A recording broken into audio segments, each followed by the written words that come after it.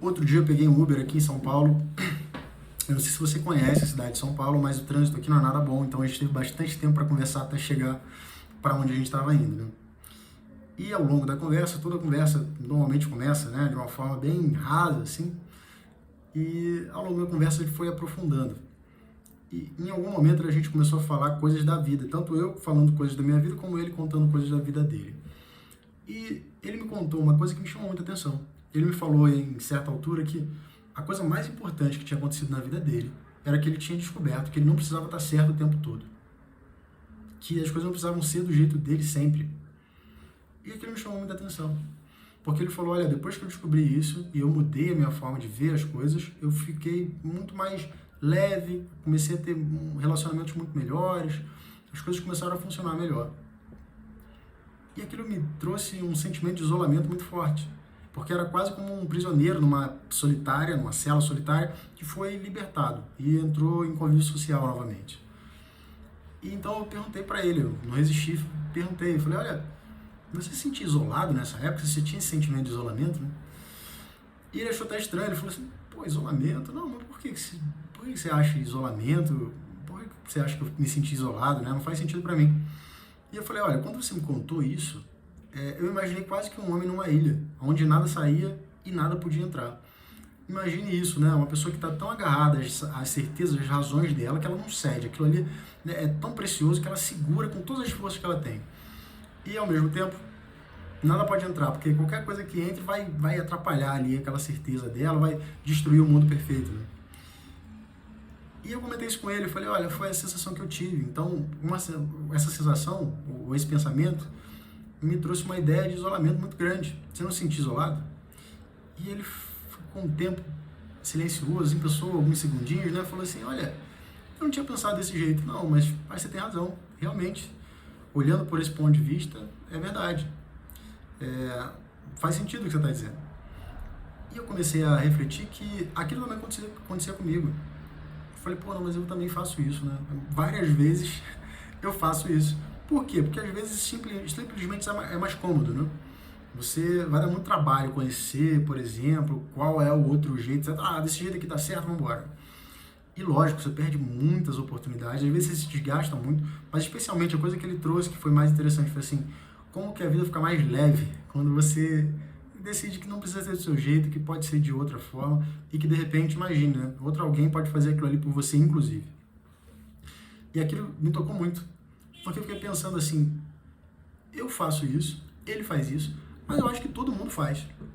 E aí eu comecei a pensar naquilo, né? Eu tinha uns minutinhos ali, tinha que tomar um café antes de ir para a aula.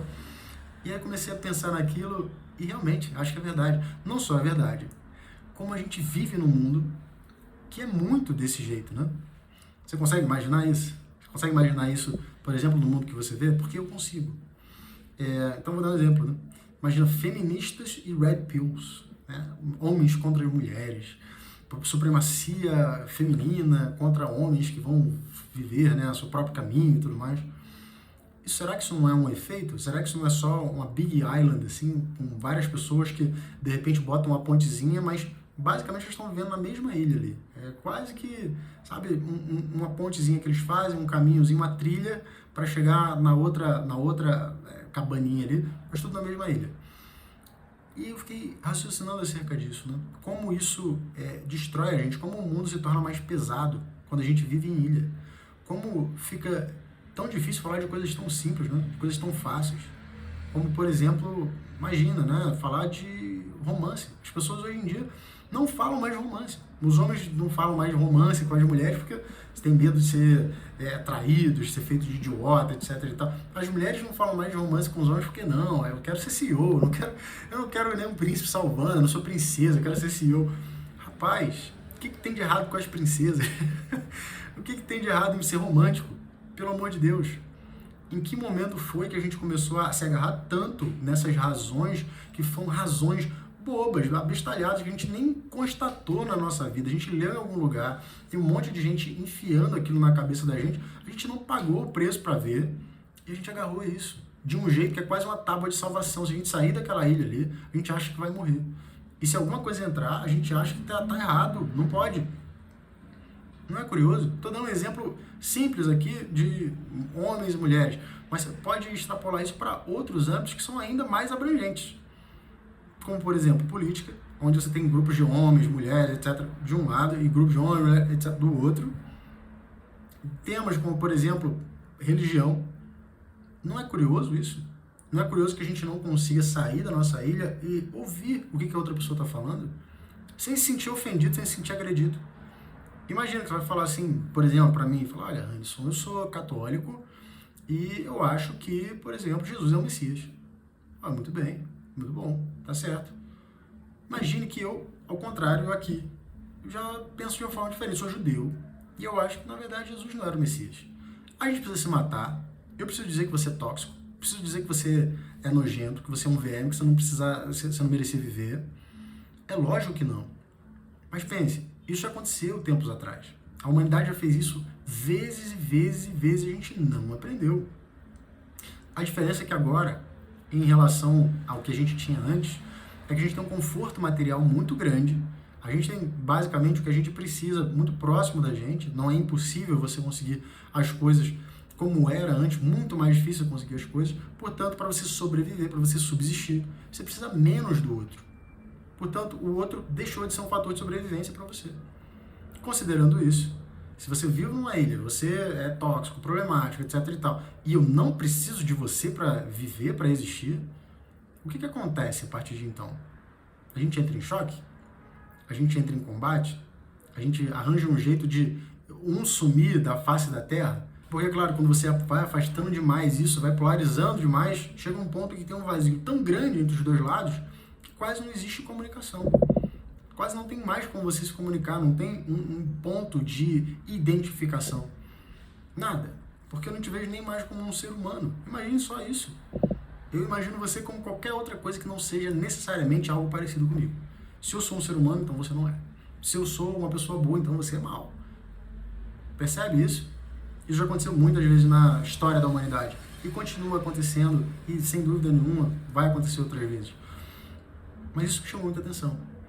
E eu fiquei pensando que já tinha visto em algum lugar alguém pensar, refletir sobre isso de uma maneira muito mais profunda do que essa. Sobre o que é realmente certo, sobre o que realmente é estar certo. E onde é que acaba a razão. E se é certo, às vezes, fazer o que é certo. Será que, às vezes, o mais certo não é fazer uma coisa que parece errada? E aquilo que a gente chama de politicamente correto, é correto mesmo? É correto para quem? Então, esse tipo de pergunta me veio e eu descobri, eu lembrei quem foi que refletiu acerca disso. É um rabino chamado Newton Bonder. Ele é simplesmente brilhante, na minha opinião, é um pensador muito profundo, eu gosto muito dos livros dele, tem alguns, na verdade, e tem um livro especialmente bom, na minha opinião, que chama-se A Alma Imoral. Esse livro tem, inclusive, uma peça que está em cartaz aqui no Eva Herz. Se você não conhece ou tiver a oportunidade de vir aqui a São Paulo, conheça o Teatro Eva Herz. Eles ficam na Livraria Cultura e é maravilhosa. A peça é simplesmente maravilhosa. Eu assisti, a atriz é impressionantemente boa. Você fica ali realmente uma hora sendo provocado intelectualmente. Mas, enfim, né, merchan do Newton Bonder feito aqui, tá? Não estou ganhando nada para isso não, mas realmente tenho uma admiração muito grande pelo Newton Bonder e pela conduta dele, pelos posicionamentos que ele tem acerca de entendimento de mundo, acerca do ser humano de fato. E tem uma frase que eu quero ler aqui para você, que descreve muito bem isso, do que diz respeito ao que é certo, o que é errado, o que realmente é aquilo que importa e como que a gente identifica essas coisas, né? Então, deixa eu ler aqui a frase do Bonder para você. A frase diz assim: há um olhar que sabe discernir o certo do errado e o errado do certo. Há um olhar que enxerga quando a obediência significa desrespeito e a desobediência representa respeito. Há um olhar que reconhece os curtos caminhos longos e os longos caminhos curtos. Há um olhar que desnuda, que não hesita em afirmar que existem fidelidades perversas e traições de grande lealdade. Este é o olhar da alma. Fez sentido para você? Será que o que está faltando para a gente hoje não é só olhar com a alma? Olhar mesmo e ver. não ficar imaginando como é o mundo cor-de-rosa, onde as pessoas são do jeito que a gente espera que elas sejam, onde tudo é bonitinho, onde tudo quer ferir a gente, quando na verdade não é nada disso. Quando na verdade, quando você vai ver o mundo, ele não é tão pior nem tão melhor do que você imaginava. Normalmente ele é bem diferente do que você esperava que ele fosse e normalmente ele também te surpreende com coisas muito boas. Eu quis fazer esse vídeo hoje porque eu fiquei muito tempo com essa ideia sem conseguir elaborar. E outro dia, conversando com uma amiga minha, ela me falou exatamente isso. Ela falou assim, olha, você é uma pessoa que tem coisas que se você dissesse para as outras pessoas, ajudariam muito. Acho que tem muita gente que gostaria de ouvir isso que você tem para dizer. Por que você não fala? Eu falei, olha, dona Marli, eu acho que ninguém se importa com isso não, dona Marli. O pessoal quer ver vídeo de gatinho, o pessoal quer ver fofoca, esculhambação na internet. Eu acho que eles não querem saber disso. Ela falou assim, olha, se uma pessoa vir e fizer a diferença, meu filho, você já fez o que você tinha que fazer. E quando eu ouvi a dona Marli falando, eu falei, rapaz, não é que eu tô me botando numa ilha de novo? Então tá aí o vídeo. Eu espero que te ajude de alguma forma. E se você quiser comentar alguma coisa, coloca aí. Mas de alguma forma, como ela me ajudou a sair, né, da minha ilha ali e fazer esse vídeo, eu espero que ele também te ajude a encontrar pontes. Porque a gente está cada vez mais carente disso. E a única coisa que torna a nossa vida realmente valiosa, rica no mundo, é essa relação que a gente estabelece com as outras pessoas. Porque, na minha humilde opinião, parece que quanto mais eu vivo, mais a vida parece curta demais pra gente não tocar o coração dos outros. É isso. Tchau, tchau.